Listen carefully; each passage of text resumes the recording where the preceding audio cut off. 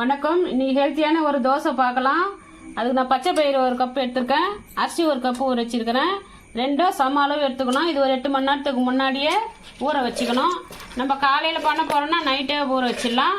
நைட்டுக்கு தேவைன்னா காலையில் ஊற வச்சுக்கலாம்.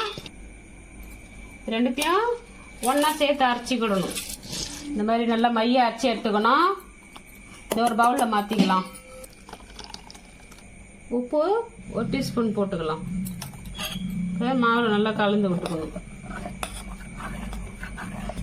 இது ஒரு 10 நிமிஷம் அப்படியே இருக்கட்டும். தோசை வார்த்து எடுத்துக்கலாம்.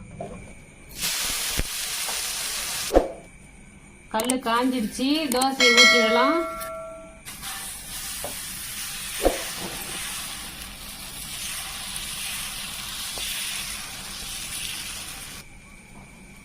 சவந்துருச்சு. திருப்பி போட்டுக்கலாம்.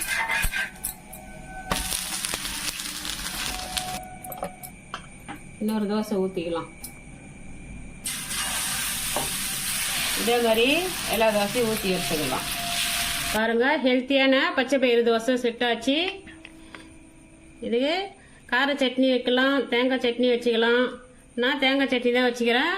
இப்படி சூப்பராக வந்தது பாருங்க. இதேமாதிரி நீங்கள் வீட்டில் செஞ்சு சாப்பிட்டு பார்த்துட்டு எப்படி வந்தது கமெண்ட் செக்ஷனில் சொல்லுங்கள். இந்த வீடியோ பிடிச்சிருந்தா லைக் பண்ணுங்கள், ஷேர் பண்ணுங்கள், சப்ஸ்கிரைப் பண்ணுங்கள். நன்றி, வணக்கம்.